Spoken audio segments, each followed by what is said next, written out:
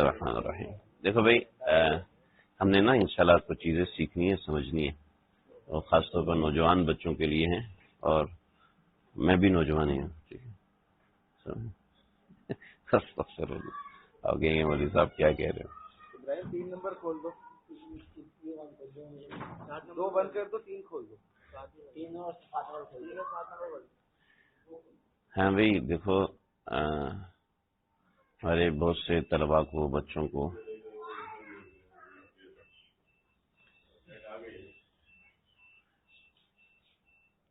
معلوم نہیں ہوتا کہ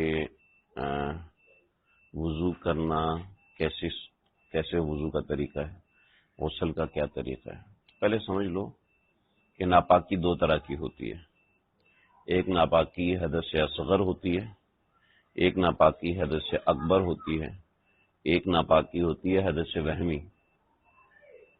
بس ناپاکیاں 2 طرح کی ہوتی ہیں، حدث وہمی کوئی نہیں ہے. سمجھ رہے؟ ایک ہے حدث اکبر، بڑی ناپاکی، ایک ہے حدث اصغر، چھوٹی ناپاکی، اور ایک ہے حدث وہمی. سمجھ رہے؟ لیکن یہ تیسری میں آج ذکر ضرور کروں گا کیونکہ اس میں بڑی پریشانی ہوتی ہے. ٹھیک ہے بھائی؟ تو دیکھو بھائی، حدث سب سے پہلے کون سی چیز ہے؟ حدث اکبر. کیا ہے؟ آپ ساتھ بولو گے بھی میرے ساتھ. حدث اکبر. حدث اکبر وہ ہوتی ہے جس میں غسل واجب ہے. ٹھیک ہے؟ اگر غسل نہ کیا تو ناپاک کرو گے، چاہے کتنی دفعہ بھی وضو کر لو. ٹھیک؟ اور حدث اصغر جس میں وضو کرنا لازم ہے. ٹھیک ہے؟ اور حدث وہمی جس میں کچھ بھی نہیں، بس اس کو ایک کان سے سنو، دوسرے کان سے نکالو. دماغ کے ایک کونے سے سنو، دماغ کے دوسرے کانے سے نکال دو. ٹھیک ہے جی؟ حدث اکبر کیا ہوتی ہے؟ حدث اکبر ہوتی ہے خروج منی، مرد کے لیے اور عورت کے لیے.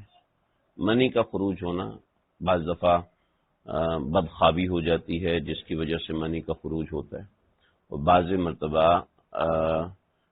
صحبت ہو جاتی ہے، میاں بیوی کا والا معاملہ ہوتا ہے، اس کی وجہ سے غسل واجب ہوتا ہے. اب اس میں خروج منی ہو یا نہ ہو، باہر صورت غسل واجب ہو جاتا ہے. سمجھ رہے؟ اور تیسرا، خواتین کو حیض و نفاس کا معاملہ ہوتا ہے.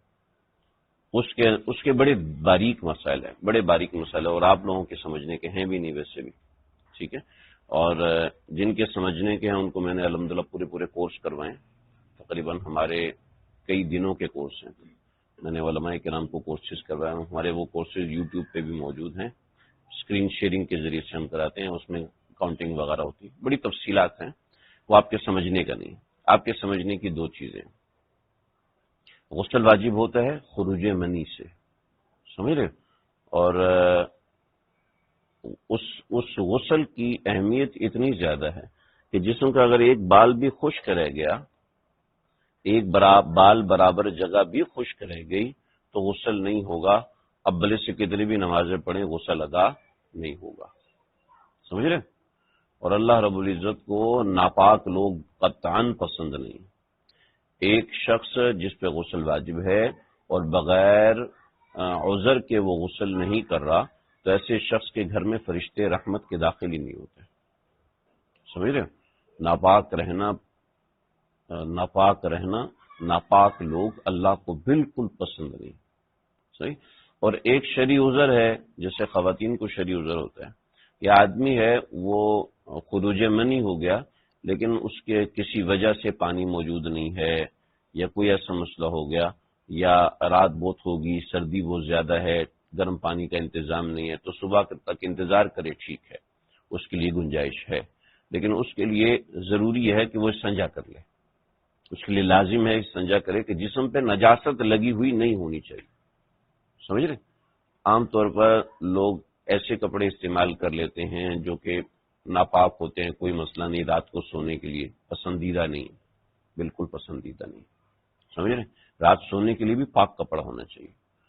رف کپڑے جو ہوتے ہیں ہمارے عام طور پہ گھر میں گھومنے پھرنے کے لیے کھلے ڈولے ہوتے ہیں اور اس میں کوئی زیادہ صفائی کا اہتمام نہیں ہوتا، وہ بھی کپڑے پاک ہونے چاہیے. سمجھ رہے؟ بغیر عذر کے ناپاکی، بغیر عذر کے گندگی گھر میں قطعاً پسندیدہ نہیں ہے. ذہن میں رکھ رہے ہو؟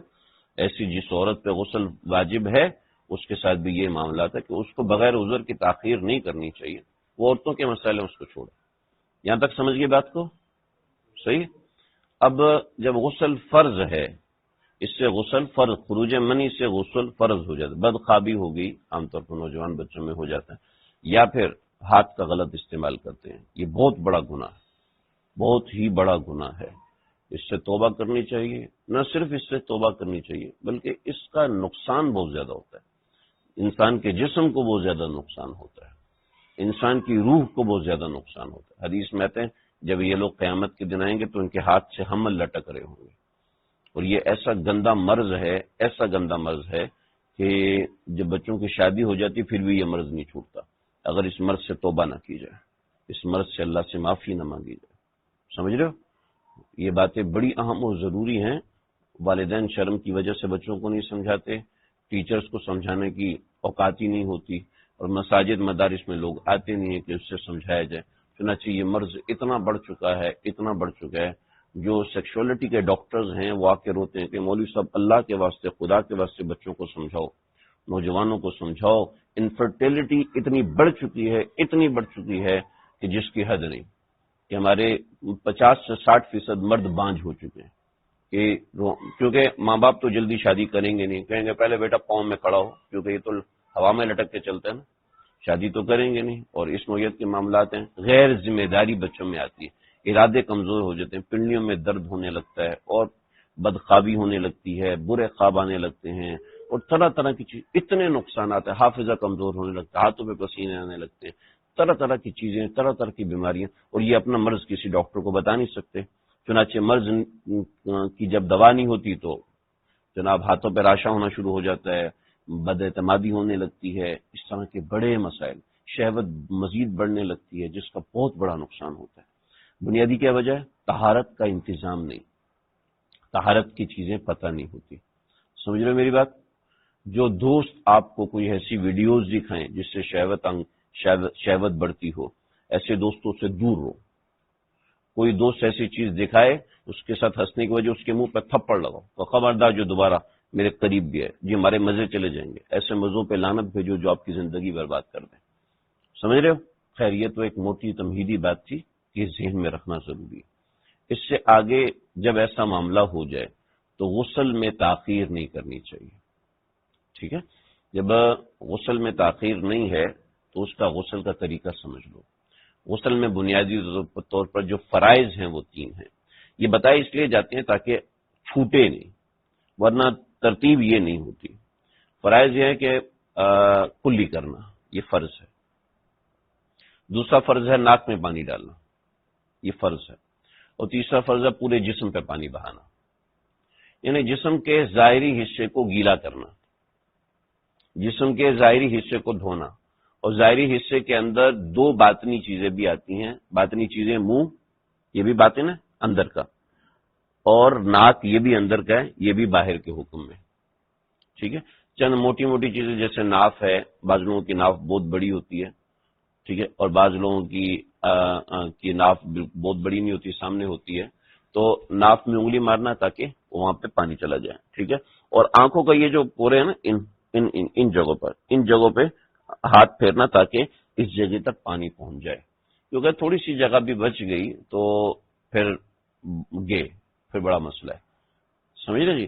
اچھا، صبح اٹھ کے نہانے کے بعد فجر پڑی، فجر پڑنے کے بعد آنکھ میں گند آیا ہوا ہے، یہاں پہ کھڑا ہوا ہے، اوئے اب کیا کریں؟ تو غسل ہی نہیں ہوا. آنکھ میں جو گند آتا ہے نا بعض دفعہ بعد میں آتا ہے اور بعض دفعہ پہلے آتا ہے. اب آنکھ میں گند اگر پہلے سے آیا ہوا ہے تو اس کو دھوئے. ٹھیک ہے؟ اور دھونے کا مطلب یہ ہے نہیں آنکھ میں شاور ڈال رہا ہے، نہیں. حضرت عبداللہ بن عباس رضی اللہ عنہ کو اس چیز کا وہم ہوتا تھا کہ آنکھ کا یہ کنارہ نہیں خالی ہونا چاہیے، چنانچہ وہ آنکھ میں پانی ڈالتے تھے. اطباء نے سختی سے منع کیا تھا آنکھ میں پانی مت ڈالو. صحابہ کرام حضرت ابو موسیٰ اشعری فرماتے تھے کاش یہ عمل نہ کرے. اور حضرت ابو موسیٰ اشعری ایک عمل فرماتے تھے، وہ بوتل میں پیشاب کرتے تھے کہ کہیں چھینٹے میرے اوپر نہ پڑ جائیں. تو صحابہ کہتے تھے کاش یہ نہ کریں. تو یعنی یہ صحابہ کرام پاکی حاصل کرنے کے لیے کتنے پوزیسو ہوتے تھے. تو اس بات کا دھیان رکھنا ضروری. میں نے تھوڑا خاص طور پہ اس لیے ذکر کر دیا. جو خواتین ہیں وہ عام طور پر ان کے کان میں رنگ ہوتے ہیں یا آنکھ میں کان میں کوئی وہ بالی وغیرہ ہوتی ہے جو کان نوز پن ہوتی ہے، تو اس کو ہلانا ضروری ہے خواتین کا. ٹھیک ہے، اس کو ہلا لیں تاکہ اس سے جو ہے وہ چلا جائے پانی. بعض جیسے میری انگلیاں کھلی ڈلی ہیں، کوئی مسئلہ نہیں. کچھ لوگ ہیں جن کی انگلیاں بالکل تنگ ہوتی ہیں، تو وہاں پر انگلیوں کے جو اندر جو پانی ہے اس جگہ پر پانی پہنچانا ضروری ہے. ایسے ہی ناخنوں کا یہ کونا ایک دفعہ یہاں پہ پانی پھیل لیا جائے. اچھا، یہ سب اس وقت ہے جب نہانے والے کوئی پینڈو دے آتے ہیں. شہر والے تو عام طور پر صابن سے نہاتے ہیں نا، صحیح، صابن سے نہاتے ہیں. تو جب انسان صابن سے نہاتے ہیں تو سب جگہوں پر پانی آرام سے پہنچ جاتا ہے. تو کوشش کرنا چاہیے کہ غسل میں نہاتے وقت صابن استعمال کر لیں، شیمپو استعمال کر لیں. ٹھیک ہے جی، بات سمجھ لیں. تو اس سے صابن استعمال کرنا لازمی نہیں ہے، لیکن یہ اس لیے کہ اگر جسم رگڑ کر نہانا یہ سنت میں سے ہے. جب صابن لگائیں گے تو جسم رگڑا جائے گا. ٹھیک ہے جی، ایک ایک چیز یاد کرواؤں گا تو آپ لوگ بھول جاؤ گے یہاں سے نکلتے وقت. ٹھیک ہے، تو اس طریقے سے چیز یاد رہے گی. اب غسل کا سنت طریقہ کیا ہے؟ غسل کا سنت طریقہ یہ ہے کہ پہلے قضاء حاجت سے فارغ ہو.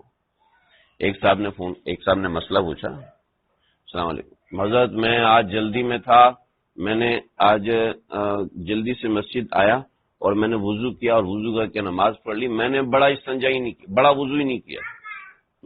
بڑا وضو کا مطلب ہے استنجا کرنا. پہلے جاؤ استنجا کرو، استنجا کرنے کے بعد تو ہمارے استاد جی نے بڑا بہترین جواب دیا، بڑا زبردست جواب.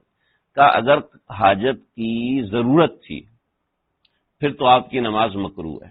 یعنی پیشاب آیا ہوا ہے زوروں کا، قضاء حاجت زوروں کی ہے، اب آپ نے اس کو چھوڑا، جلدی سے وضو کیا، نماز پڑھ لی. ٹھیک ہے، بڑا کنٹرول کر کے نماز پڑھی. کوئی مس فائر ہو گیا تو مسئلہ ہو جائے گا. بڑی کنٹرول کر کے ایسی نماز مکروہ ہے. بعض حضرات کے نزدیک کہتے ہیں دوبارہ پڑھے گا. تو اس طرح کرنا تو صحیح نہیں ہے. تو صحیح نے فرمایا کہ ویسے پانی لگانے چلے جاتے ہیں. یہ ان کا جملہ تھا. کہتے یہ کوئی ضروری نہیں اور یہ غلط ہے. ٹھیک ہے، نہ پیشاب کی حاجت ہے نہ پاخانے کی حاجت ہے، کوئی حاجت نہیں ہے. اور سیدھا جا کے جب دوبارہ استنجا کر رہے ہیں کہ پسینہ آیا ہوا وہ دھل جائے، نہیں، اس کی کوئی ضرورت نہیں. سمجھ لو میری بات. تو استنجا کو کہتے ہیں بڑا وضو اور یہ چھوٹا وضو. یہ لوگوں کی اصطلاحات ہے جو کہ غلط ہیں. ٹھیک ہے، استنجا اس وقت ضروری ہے جب نماز سے پہلے کسی کو قضاء حاجت ہے تو چلو ٹھیک ہے، کیونکہ پہلے زمانے میں بیت الخلا نہیں ہوتے تھے. ٹھیک ہے، تو لوگ جو ہے وہ قضاء حاجت کا اہتمام اس لحاظ سے کرتے تھے کہ نمازوں کے ساتھ قضاء حاجت کر کے پھر نماز کی طرف جائیں. تو اس سے پہلے مسجدوں میں استنجا خانے بنے ہوتے تھے. ٹھیک ہے، صرف استنجا خانے. پھر مسجدوں کے اندر بیت الخلا بننا شروع ہوئے. ابھی آپ لوگوں کی جنریشن مسجدوں کے ساتھ بیت الخلا دیکھ رہی ہے، لیکن ہم لوگوں نے مسجد کے ساتھ خالی جگہ دیکھ رہی ہے. وہاں بس آؤ اور صرف پانی لگاؤ. ٹھیک ہے، صرف پیشاب کرو اور جناب آگے بڑھو. بعض مسجدوں میں تو وہ بھی نہیں ہوا کرتے تھے. چلے جی آگے بڑھیں. سنت طریقہ یہ ہے کہ پہلے انسان قضاء حاجت سے فارغ ہو جائے، جسم پہ کوئی گندگی لگی ہے تو اس کو صاف کر لے، اس کے بعد وضو کرے، اور وضو کرنے کے بعد غسل خانے میں بیٹھے اور بیٹھنے کے بعد سب سے پہلے دائیں حصے پر پانی ڈالے، پھر بائیں حصے پہ پانی ڈالے اور پھر سر کے اوپر پانی ڈالے.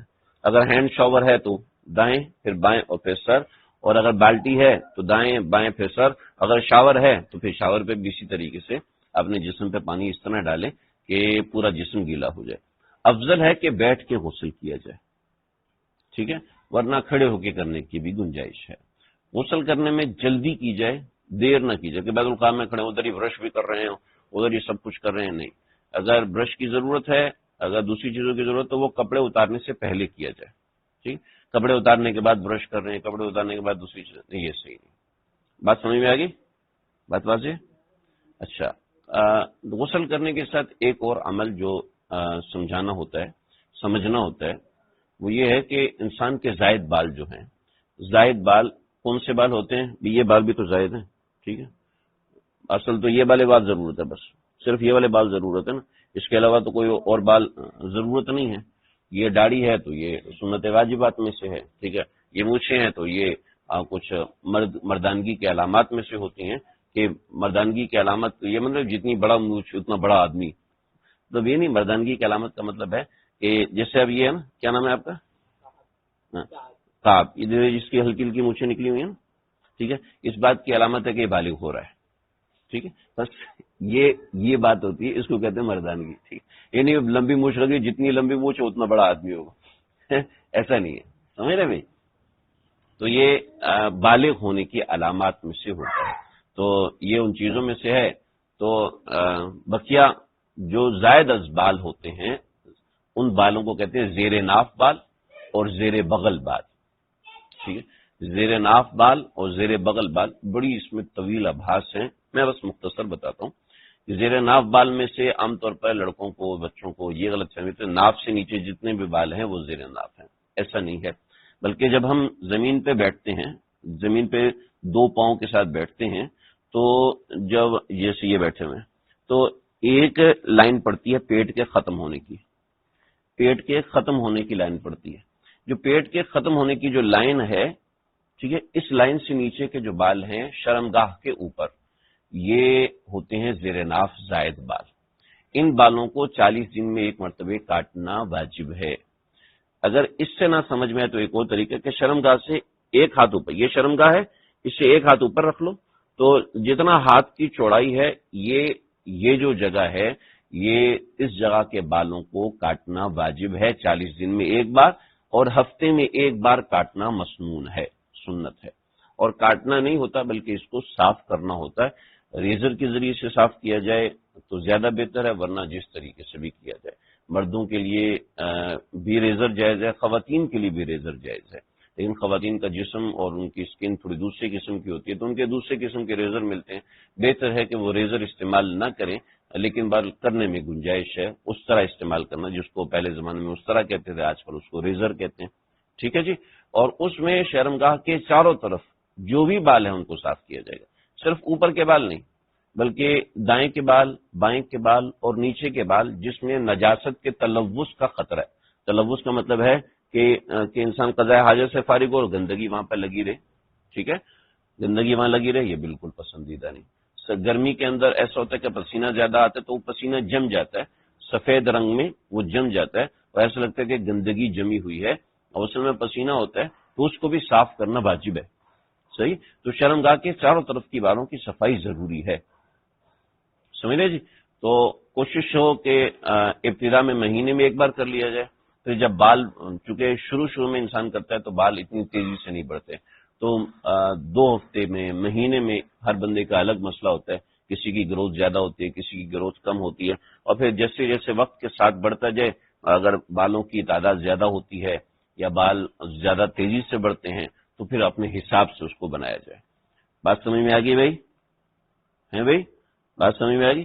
اور یہ باتیں خود سے لڑکوں کو نہیں سمجھانا شروع کر دینا، آپ جو نوجوان بچے ہو، تمہیں نہیں پتا بال کیسے کاٹتے ہیں، تو کہے گا ہاں مجھے کاٹ کے دکھاتا ہے، ٹھیک ہے، تو اور اس طریقے سے بہت سے بچے غلط کاری میں پڑے ہیں، ٹھیک ہے، میں مذاق نہیں کر رہا، بات تو ہنسنے کی ہے لیکن میں مذاق نہیں کر رہا، چونکہ ہمارے پاس نوجوان بچے آتے ہیں، کثرت سے آتے ہیں، تو ہمیں پتہ ہے کہ کس نوعیت کے مسائل بچوں کے ساتھ ہوتے ہیں، تو خود سے کسی کو سمجھانا نہیں شروع کر دینا، کوئی بھی کہ ان سے کہو جاؤ امام مسجد سے پوچھو، اور ہر امام مسجد بھی نہیں، سمجھ رہے ہو، آج کل کے حالات بہت برے ہیں، میں کیا کہوں، میں یہ بات کہنے پہ مجبور ہوں، حالات بہت برے ہیں، کوئی بڑی عمر کے امام مسجد، ٹھیک ہے، کوئی سفید بالوں والے ہوں یا کسی بزرگ کے صحبت یافتہ ہوں، جس سے مجھے میرے استادوں نے کبھی آپ نوجوانوں کو سمجھاؤ، مجھے استادوں نے تربیت کی، ورنہ کوئی جوان مولوی صاحب اس کے پاس بھی اپنے بھائیوں کو مت بھیجو، دوستوں کو مت بھیجو، ٹھیک ہے، حالات بہت برے ہیں، ایسا نہیں کہ لوگ برے، علماء کرام برے ہیں، لیکن کوئی پتہ نہیں کہ ان میں کون برا ہے، ٹھیک ہے بھائی، اس کا دھیان رکھنا بہت ضروری ہے، آج کل کے حالات بہت برے ہیں،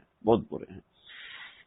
آگے بڑھے جی، اس کے بعد ہے وضو، ٹھیک ہے، وضو کے اندر 14 سنتے ہیں، اب 14 سنتیں کون یاد رکھے گا، بڑا مسئلہ ہے، جو وضو کرتے ہیں بس وہی وضو ہے، ٹھیک ہے، اس کا طریقہ کار ساتھ سمجھ لیں تو آپ کو بات واضح ہو جائے گی، ٹھیک ہے جی، آپ لوگوں نے ٹوٹی کھولی، ٹھیک ہے، ٹوٹی کھولی، دونوں ہاتھ دھونا شروع کر دیے، ٹھیک ہے، دونوں ہاتھ دھونا شروع کر دیے، یہ طریقہ کار سنت کا نہیں ہے، سنت کا طریقہ کار ہے ٹوٹی ایک ہاتھ سے کھولو اور ایک ہاتھ میں پانی لو، ٹھیک ہے، اور پھر اس سے دونوں ہاتھ دھو، سمجھ رہے، ٹوٹی کھولی الٹے ہاتھ سے اور سیدھے ہاتھ میں پانی لیا اور اس سے دھونا شروع کر دیا، یہ سنت طریقہ ہے، ورنہ جس طریقے سے ہم دھوتے ہیں وہ بھی صحیح، وضو ہو جاتا ہے، لیکن سنت یہ ہے کہ پانی لیا دائیں ہاتھ سے، کیونکہ دائیں ہاتھ سے پانی لینا مسنون ہے۔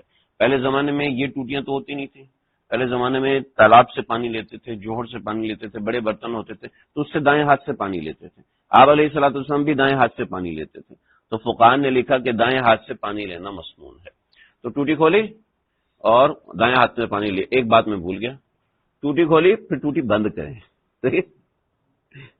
بڑے لوگ تو اس کا دھیان کرتے ہیں، چھوٹے بچے وہ فل ٹوٹی کھولتے، پتہ چلے 3 محلوں کو میں وضو کر رہا ہوں، وضو کرتے کرتے ساری شلوار گیلی ہو جاتی، تو پانی اتنی تیز کھولا ہوتا ہے۔ ٹھیک ہے بھائی، وضو سے پہلے بسم اللہ پڑھنی ہے، ٹھیک ہے؟ وضو سے پہلے جس نے بسم اللہ پڑھ لی سمجھ لو فرشتوں کی نگرانی میں آ گیا، صحیح ہے؟ وضو سے پہلے بسم اللہ پڑھنے کے بڑے فضائل۔ اس کے بعد ہاتھ دھوئے، ہاتھ دھونے کے بعد پھر ٹوٹی کھولی، دائیں ہاتھ سے پانی لیا، ٹھیک ہے؟ اور دائیں ہاتھ سے پانی لے کے کلی کی اور 3 مرتبہ کلی کی۔ روزے کے اندر کلی کرنا، اگر روزہ نہیں ہے تو بہتر ہے غرارہ کریں، ٹھیک ہے؟ اور اس کلی کے ساتھ بیٹھ کے مسواک کرنی ہے۔ مسواک میں لایا نہیں ہوں، مسواک ہے کسی کے پاس؟ دیکھو بھائی، مسواک کیسے پکڑتے ہیں؟ یوں پکڑتے ہیں مسواک، مسواک ایسے پکڑتے ہیں، ٹھیک ہے؟ یہ اس کو کون سی انگلی کہتے ہیں؟ چنگلیاں کہتے ہیں، آپ لوگ کیا کہتے ہیں اس کو؟ چھوٹی انگلی، ٹھیک ہے؟ چھوٹی انگلی نیچے اور انگوٹھا نیچے اور 3 انگلیاں اوپر، ٹھیک ہے جی؟ اس کے بعد مسواک کرنی ہے پہلے دائیں طرف اس طرح ارزن، یوں نہیں کرنی، ٹھیک ہے؟ دائیں طرف، پھر بائیں طرف، اوپر نیچے کے دانت، ٹھیک ہے؟ پھر زبان کے اوپر لمبائی میں، اور پھر تالو کے اوپر، ٹھیک ہے؟ کم از کم 3 مرتبہ، سمجھ رہے؟ نہیں کر سکتے، مسنون ارزن ہے، ٹھیک ہے؟ اور ڈاکٹر نے کہا ہے کہ آپ کے دانتوں میں میل پھنسی ہوتی تو یوں گھما لیں مسواک کو، لیکن ارزن مسواک ہے، طولن نہیں ہے، طولن یعنی ورٹیکل نہیں ہے، ہاریزونٹل ہے، ٹھیک ہے؟ اس طریقے سے مسواک کرنی، پہلے دائیں پھر بائیں اور پھر سامنے کا علاقہ، پھر زبان کے اوپر اور پھر تالو کے اوپر، ٹھیک ہے؟ اس کے بعد آپ کا جی چاہ رہا ہے، آپ نے دہی بڑے کھائے ہیں، ٹھیک ہے؟ بہت زیادہ کھائے ہیں تو ویسے تو دانتوں کے اندرونی طرف بھی مار لیں، لیکن مسواک صرف ان تین جگہوں پر مسنون ہے۔ دانتوں کے اندر کی طرف بھی پھیرا جائے تو اچھی بات ہے، صفائی ستھرائی کے لیے اچھا ہے۔ اور مسواک کا ہرگز مطلب یہ نہیں ہے کہ آپ ٹوتھ برش نہ کریں، کیونکہ خوراکیں اتنی باریک ہیں، اس میں مسئلہ ہے۔ اور مسواک اس وقت تک استعمال کریں، اس میں خوشبو آ رہی ہے نا، ٹھیک ہے؟ اس وقت تک مسواک استعمال کریں، ٹھیک ہے؟ جب یہ خوشبو آنا بند ہو جائے تو اس کا مطلب ہے مسواک ایکسپائر ہو گئی ہے، اب دوسری مسواک استعمال کریں۔ مسواک میں سب سے افضل ہے زیتون کی مسواک استعمال کرنا، ٹھیک ہے؟ اس کے بعد پیلو کی، یہ پیلو ہے، سفید رنگ کی جو مسواک ہوتی ہے پیلو، اس کے بعد کالے رنگ کی مسواک، آپ کو بھی نہیں آ رہی خوشبو؟ ٹھیک ہے جی؟ اچھا، مسواک روزے میں بھی کریں، جس طرح مرضی کریں، مسواک کی طرف سے، مسواک میں کوئی ممانع کھانے میں جب ہم جاتے ہیں ہاں اعتکاف والے، وہاں بیٹھ کے کر سکتے ہیں؟ نہیں، وضو کے درمیان کر سکتے ہیں، اور جتنی دیر میں نے مسواک بتائی، یہ مسواک تو 5 سیکنڈ میں ہو جائے گی، زیادہ 10 سیکنڈ نہیں، یہ وضو کا حصہ ہے۔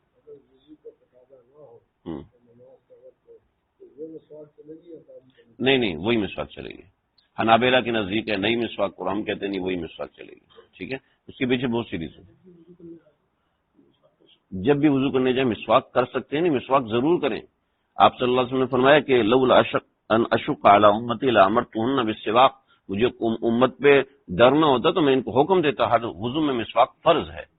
مسواک ایسی چیز ہے، آپ صلی اللہ علیہ وسلم نے فرمایا کہ اس کے 60 فضائل ہیں مسواک کے، اور سب سے ادنا یہ ہے کہ یہ موت کے وقت کلمہ یاد دلاتی ہے، ٹھیک ہے؟ مسواک کرنے والا کبھی منافق نہیں ہو سکتا۔ مسواک آپ علیہ الصلوۃ والسلام کا دنیا سے جاتے وقت کا آخری عمل ہے۔ آپ صلی اللہ علیہ وسلم کے تمام اعمال میں سب سے زیادہ عمل مسواک تھا، یعنی آپ اتنی زیادہ مسواک کرتے تھے کہ بعض دفعہ آپ کی داڑھی مبارک سرخ ہو جاتی تھی، سمجھ رہے جی؟ تو دانت صاف رکھنا یہ بہت بڑا عمل ہے، منہ کی صفائی بہت بڑی چیز ہے۔ چلیں جی آگے بڑھیں، کلی کی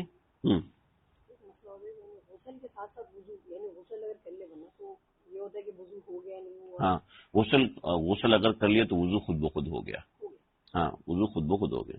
آپ نے چھلانگ لگائی سوئمنگ پول کے اندر، گڑپ کر کے باہر نکلے، وضو خود بخود ہو گیا۔ پہلے وضو کرنا چاہیے، پہلے وضو، اگر پہلے وضو نہیں کیا تو اب بعد میں وضو کرنا جائز نہیں ہے، سمجھتے ہیں؟ اگر پہلے وضو نہیں کیا تو بعد میں وضو کرنا جائز نہیں ہے. ہاں نیت تو حضرت ہوتی ہے نا، نیت اہم ہے. ایک ایک باریک ہم چیز موٹی موٹی چیز بتائیں گے تاکہ وہ چیز یاد رہے. ٹھیک ہے.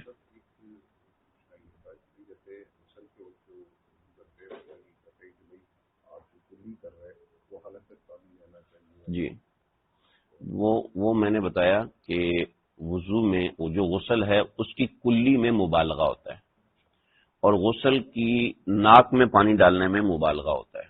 مبالغہ ایسا ہوتا ہے ناک میں پانی ڈالنے میں کہ ناک کی اس نرم ہڈی تک پانی پہنچ جائے، اور اس کی علامت ہوتی ہے کہ آپ کے دماغ میں آپ کو محسوس ہو پانی آ رہا ہے.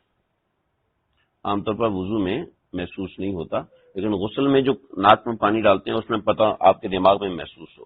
اس کا ایک آسان طریقہ ہے کہ ناک چھنکنا. یوں ناک چھنکیں گے تو حدیث میں آتا ہے کہ صبح کے وقت ناک کو زور سے چھنکو کہ اندر شیطان ہوتا ہے. مطلب شیطان تو نہیں ہوتا، شیطان اندر جا کے کیسے بیٹھے گا، دماغ خراب ہو اس کو یہ جگہ ملی ہے. مطلب ایک سستی کیوں، بعض دفعہ سستی غفلت کو بھی شیطان کہا. ٹھیک ہے.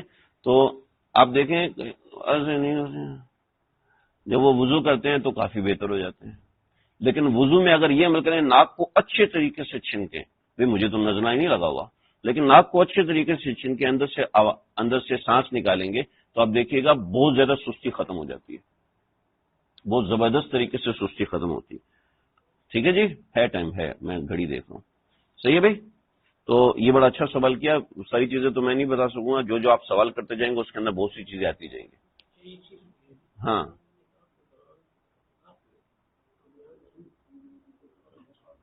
ہاں کر سکتے ہیں. مسواک چونکہ وضو کا حصہ ہے تو اس لیے وہ مسواک اس میں آپ کر سکتے ہیں. ٹھیک ہے جی، بات سمجھ گئی. آگے بڑھے.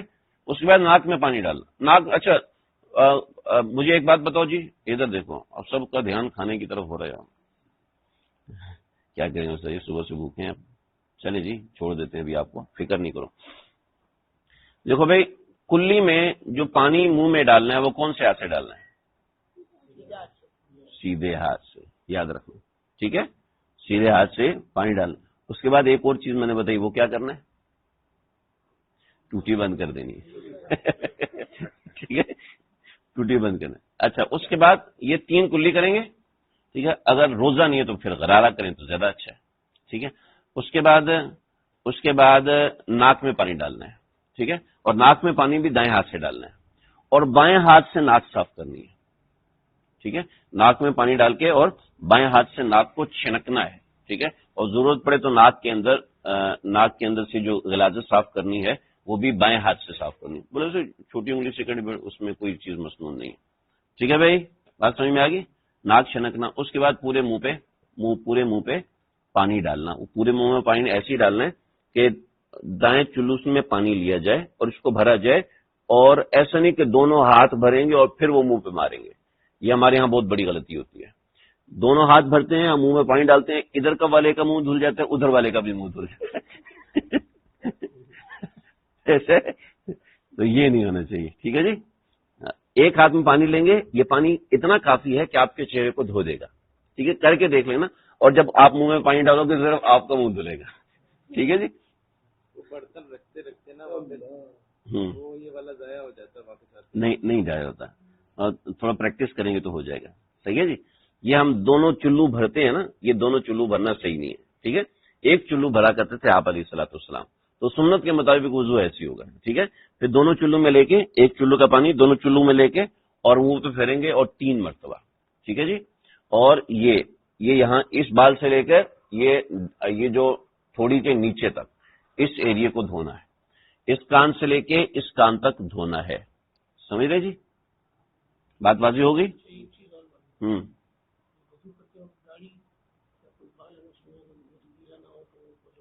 بتا رہا ہوں، میں ابھی بتا رہا ہوں. چہرہ مکمل ہو گیا. ٹھیک ہے، اور چہرے کے اندر جب آپ ہاتھ پھیریں گے تو اس جگہ کو، یعنی آنکھوں کی جگہ کو آپ خاص طور پہ دھیان کریں گے. ٹھیک ہے بھائی، بات سمجھ میں آ گئی. اب چہرے پہ داڑھی ہوتی ہے مردوں کے، اب وہ کیا کریں گے؟ ٹھیک ہے، تو اس کا طریقہ کار سمجھو. داڑھی کا خلال ہوتا ہے، لیکن جیسے یہ طارق کی داڑھی ہے، ٹھیک ہے، اس داڑھی کو دھونا پڑے گا کیونکہ اس کے اندر سے سکن نظر آ رہی ہے. سمجھ رہے جی؟ اس کے اندر سے سکن دکھائی دے رہی ہے، اور جیسے عبد الرحمان صاحب کی داڑھی ہے، اس میں اسکن نظر نہیں آ رہی، تو اس کے اندر اس کا خلال کرنا ہوتا ہے۔ خلال کا طریقہ یہ دائیں ہاتھ سے پانی لیا جائے اور داڑھی کے اندر ڈال دیا جائے اور اس طریقے سے انگلیاں پھیر دی جائیں، بس دھل جائے گا، سمجھ رہے جی؟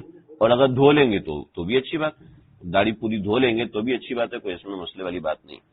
بات سمجھ میں آ گئی بھائی؟ آگے بڑھیں۔ اس کے بعد اب بازو دھونا، تو بازو دھوتے دھوتے آپ ہماری افطاری نکال دو گے۔ چلو جی جلدی جلدی بازو دھوتے ہیں۔ بازو دھونے کا طریقہ کیا ہے؟ دیکھو بھائی، پانی آپ اس ہاتھ میں لیں گے، ٹھیک ہے، اور اس ہاتھ میں لے کے آپ اس طرح پانی ڈالیں گے کہ پانی خود بخود بازو کے یہاں تک آ جائے گا، ٹھیک ہے، اور اپنے ہاتھ سے اس پانی کو پھیریں اور دوبارہ واپس چلے جائیں، سمجھ رہے جی؟ یہ ایک آسان طریقہ ہے، سنت کے سب سے زیادہ قریب ہے، ٹھیک ہے جی؟ اسی طریقے سے اس ہاتھ میں پانی لیں اور اس چلو میں ڈالیں اور یہ بازو 3 دفعہ دھونا، سمجھ رہے بھائی؟ یہ سب سے آسان، سب سے سنت کے قریب طریقہ ہے۔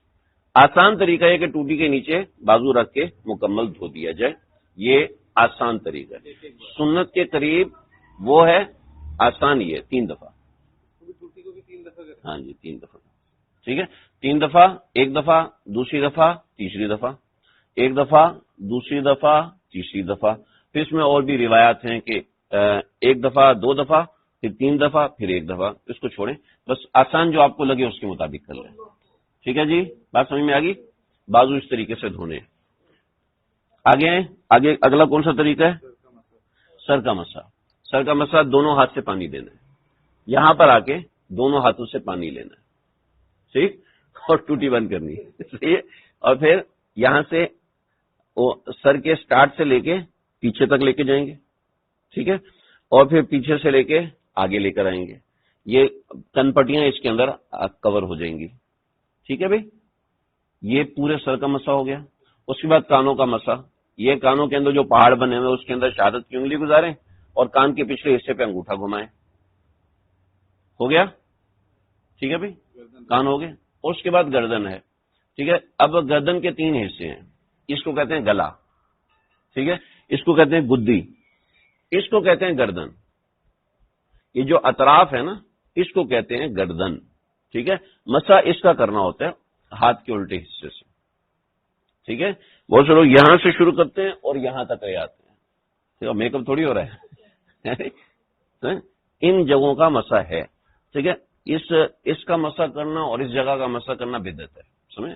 گلے کا مسح اور گدی کا مسح یہ بدعت ہے، اپنی طرف سے کوئی نکالا ہوا ہے، اصل ہے گردن کا مسح، ٹھیک ہے۔ گردن اس کو کہتے ہیں، عربی میں گردن اس حصے کو کہتے ہیں، دونوں کان کے نیچے کا جو گردن کا حصہ ہے اس کو گردن کہتے ہیں۔ اوکے جی، سمجھ میں آ گیا بھائی؟ بات واضح؟ اب یہاں جب مسح ہو رہا ہوتا ہے تو یہاں پر انگلیوں کا خلال بھی کیا جاتا ہے، بات واضح ہے؟ آگے بڑھیں۔ اس کے بعد ہے پاؤں دھونا۔ پاؤں دھونے کا طریقہ یہ ہے کہ پاؤں دھونے میں اب ہم دائیں ہاتھ سے پانی کیسے لیں، دائیں ہاتھ سے پانی کیسے لیں، تو اس کا بڑا آسان طریقہ ہے، ٹوٹی کھولیں اور ٹوٹی کے نیچے دائیں ہاتھ رکھ لیں، ٹھیک ہے جی، اور پاؤں کو دھونا شروع کریں یہاں سے پیچھے کی طرف۔ ہمارے ماشاءاللہ جوان لڑکے بڑے طاقت دکھاتے ہیں، پورا دلو اٹھا کے پانی کے اوپر مارتے ہیں، چلو جی ٹھیک ہے، یہ صحیح نہیں ہے۔ شاور لیا اور شاور لے کے پورا پاؤں کے اوپر مارا، یہاں سے پورا پاؤں دھل گیا، نہیں، یہاں سے دھونا شروع کرنا ہے، انگلیوں سے دھونا شروع کرنا ہے، پیچھے تک جانا ہے، ٹھیک ہے، اور انگلیوں سے دھوئیں گے تو الٹے ہاتھ کی چھنگلیاں، چھوٹی انگلی اس سے خلال کریں گے، ٹھیک ہے جی، یہ 1 دفعہ خلال کریں گے اور اس طریقے سے، ٹھیک ہے بھائی، یہ اور یہ مکمل ہوا، ٹھیک ہے۔ پہلے دایاں پاؤں اور پھر بایاں پاؤں، 3 مرتبہ کر لیتے ہیں، ٹھیک ہے جی، بات سمجھ میں آ گئی؟ تو یہ وضو کا طریقہ ہوا۔ دیکھو وضو کے طریقے کے بعد اشہد ان لا الہ الا اللہ واشہد ان محمدا عبدہ ورسولہ، یہ پڑھ لیا جائے۔ ابو داؤد شریف کی روایت ہے، حضرت عمر بیٹھے ہوئے تھے تو ایک صحابی ہے، کہا بڑی زبردست بات بتائی ہے، تو حضرت عمر تمہیں پتہ ہے اس سے پہلے کیا بات بتائی؟ تو کیا بات بتائی؟ اس سے پہلے یہ بات بتائی ہے کہ اگر وضو کے بعد اشہد ان لا الہ الا اللہ واشہد ان محمدا عبدہ ورسولہ دوسرا کلمہ یہ پڑھ لیا جائے تو جنت جب قیامت کے دن اللہ کے حضور جائے گا تو جنت کے 8 دروازے کھل جائیں گے، صرف وضو کرنے سے اتنا بڑا عمل ہے تو نماز سے کیا کیا کچھ نہیں ہوگا. انگلی نہیں، انگلی اٹھانے کا نہیں، انگلی اٹھانا ثابت نہیں ہے. ٹھیک ہے، انگلی اٹھانا ثابت نہیں، نہ کعبے کی طرف کرنا ثابت ہے اور نہ انگلی. اور اس کے بعد ایک روایت ہے، کمزور روایت ہے، ایک سورت پڑھ لیجیے، انا انزلناہ فی لیلۃ القدر. ٹھیک ہے، کمزور روایت ہے لیکن فضائل کے لیے کافی ہے. بس یہ طریقہ ہے، اس میں سارا وضو ہو جائے گا. کوئی ریگستان میں سوال یہ ہے جیسے جماعت کھڑی ہوئی ہے تو سنتیں 3 دفعہ دھو رہے ہیں، فرض جا رہے ہیں، سنتیں پوری کر رہے ہیں، تو فرائض بتانا بہت ضروری ہے. باریکی تو نہیں، موٹی موٹی چیز بتا دوں. ٹھیک ہے، بقیہ عشاء کے بعد انشاءاللہ نماز کا طریقہ، تیمم کا طریقہ، نماز کا طریقہ اور اس کے اندر جو موٹی موٹی چیزیں انشاءاللہ عشاء کے ہاں ہاں نہیں، چھوٹی انگلی سے لے کے چھوٹی انگلی پہ جا کے ختم کریں.